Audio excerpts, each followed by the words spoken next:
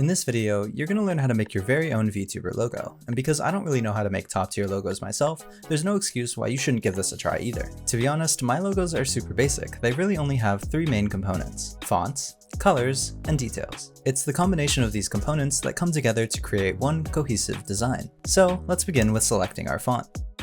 There's a ton of different websites out there like DaFont, FontShare, and Adobe Font for you to browse. All that really matters is to make sure that the font is free for commercial use. Choosing your font is really personal preference, but keep in mind that the style can be used to convey a specific vibe for your brand. You could use bold font for a clean look, cursive font for an elegant look, or even curvy font for a more fun look. There's no right answer, so as long as you like the style, then I think it's worth trying out.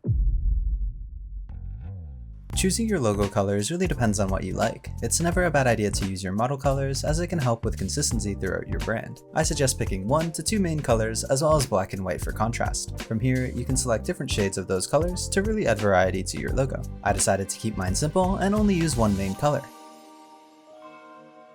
Details can be anything from shapes to little icons. Anything that your model has on it or represents it could be a good detail for you to add to your logo. It keeps things familiar while also adding a lot of depth. So now that you have everything, let's hop into Photoshop or any other editing software that you prefer, and let's make a logo together.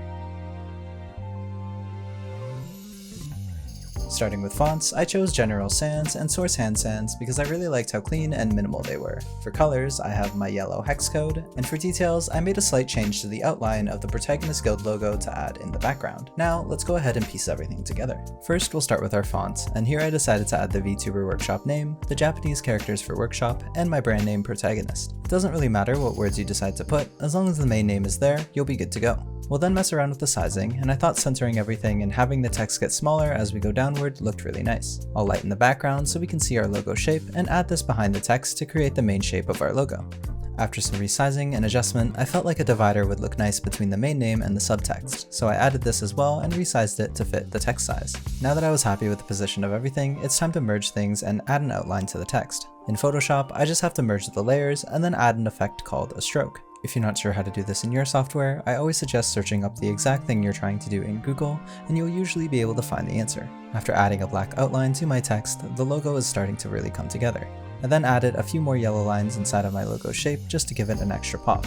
In all honesty, when I was making the logo for the first time, I spent a lot of time trying different shapes, outline colors, and text variations. You'll never really know how you want things to look until you really get in there and start testing things out. So just keep at it without thinking too hard, and I guarantee you'll end up with something that you like. Now we just have to merge everything together one last time and add our final outline. This time I did a white outline around the entire logo. I also forgot to change my text color before, so I went back and did that too. And there we go, a super basic logo for your VTuber brand or business.